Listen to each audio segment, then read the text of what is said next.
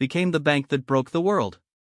Our story begins far from the glittering towers of Manhattan, in Montgomery, Alabama, in 1850. Three German Jewish immigrant brothers, Henry, Emanuel, and Mayer Lehman, opened a dry goods store. Their shrewd business acumen quickly propelled them beyond fabrics and threads. They began trading cotton, then other commodities, eventually issuing bonds for the Confederate government during the Civil War. By 1887, the firm had become a member of the New York Stock Exchange, firmly establishing itself as a burgeoning investment bank. For decades, Lehman Brothers navigated the volatile currents of American finance, surviving panics, wars, and the Great Depression, always emerging stronger, more resilient. It transformed from a family partnership into a modern corporation, playing a pivotal role in financing major American industries, from railroads to retail, airlines to technology. The 1980s saw Lehman integrated into American Express, a period of internal strife and cultural clashes, before a dramatic management buyout in 1994 resurrected Lehman Brothers as an independent, publicly traded entity. Under the leadership of CEO Richard Fuld, a man known as the Gorilla for his tenacious, often aggressive style, Lehman embarked on an ambitious strategy of growth. Fuld steered the bank towards a relentless pursuit of profit, significantly expanding its presence in fixed income trading, particularly in mortgage-backed securities and other complex debt instruments. This was a booming sector, promising colossal returns, and Lehman, ever the ambitious outsider, was determined to claim its share, becoming one of Wall Street's most influential and feared players.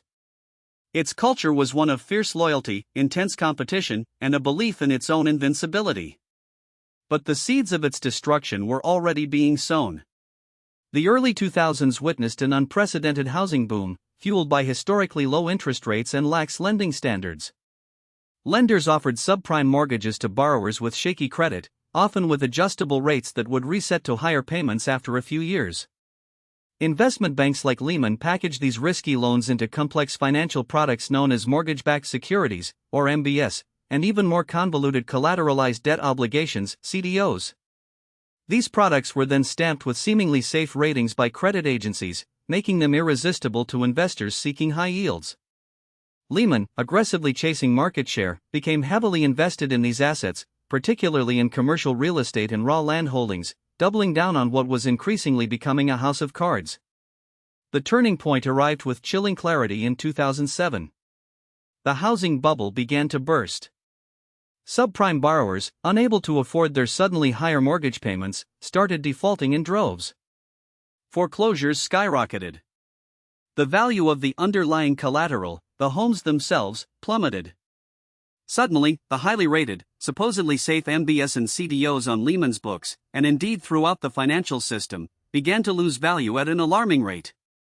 What was once seen as profit now looked like catastrophic loss. The early warning signs were ignored or downplayed.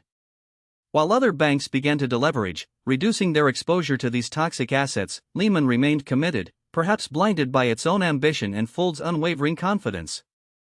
They continued to take on more risk, convinced they could weather the storm, even as rivals like Bear Stearns collapsed and were acquired by J.P. Morgan Chase in a government-brokered deal in March 2008. That acquisition sent a clear signal: the government was willing to intervene to prevent systemic collapse. But the rules of engagement were about to change. Throughout the summer of 2008, Lehman's financial health deteriorated rapidly. Its stock price plummeted, rumors swirled, and the bank scrambled desperately to raise capital and find a buyer. Richard Fuld tried to negotiate a deal with the Korean Development Bank, then Bank of America, and finally Barclays. But Lehman's balance sheet was a gaping maw of bad debt, and none of the potential suitors could stomach the risk without substantial government backing. The U.S. Treasury Secretary Hank Paulson and Federal Reserve Chairman Ben Bernanke, having just rescued Bear Stearns and provided a lifeline to Fannie Mae and Freddie Mac, decided a precedent had been set: no more government bailouts for failing investment banks. The moral hazard of continually rescuing irresponsible firms was deemed too high. The fateful weekend of September 13 and 14, 2008, was a blur of frantic negotiations at the Federal Reserve Bank of New York. Bankers from across Wall Street gathered, trying to orchestrate a private sector rescue, but no deal could be struck. The government stood firm. By Sunday night, it was clear Lehman Brothers was on its own.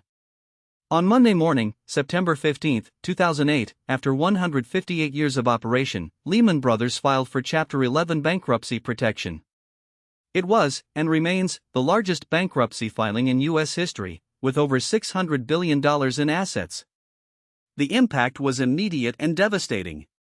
Markets around the world plunged into chaos. The credit markets froze, as banks, unsure of who might be next to fall, stopped lending to each other. Fear gripped the global financial system. The bankruptcy triggered a cascade of failures, almost bringing down insurance giant AIG, which required an unprecedented government bailout to prevent even wider catastrophe. The world economy spiraled into a deep recession, characterized by massive job losses, foreclosures, and a pervasive sense of mistrust in financial institutions. Lehman's collapse forced governments and central banks worldwide to take extraordinary measures, including massive stimulus packages and bank recapitalizations, to prevent a complete systemic meltdown. The fall of Lehman Brothers became a stark symbol of unchecked risk, regulatory failures, and the dangerous interconnectedness of global finance. It forever changed the debate around too big to fail, leading to sweeping reforms like the Dodd-Frank Act in the United States, aimed at preventing a recurrence. While some argue that letting Lehman fail was a necessary, albeit painful, lesson in accountability, others contend that the decision to withhold a bailout, in contrast to subsequent rescues, exacerbated the crisis unnecessarily. What is undeniable is that Lehman's demise etched an indelible scar on the collective memory of the financial world, a potent reminder of the fragility of even the most powerful institutions and the profound consequences when ambition outstrips prudence. The bank that broke the world ultimately broke itself, leaving behind a legacy of profound change and a continuing global conversation about risk, responsibility, and the nature of modern capitalism. If you found this exploration of Lehman Brothers' rise and fall insightful, please give this video a thumbs up. And don't forget to subscribe to our channel for more deep dives into the stories that shaped our world. Your support helps us continue to bring you these documentaries.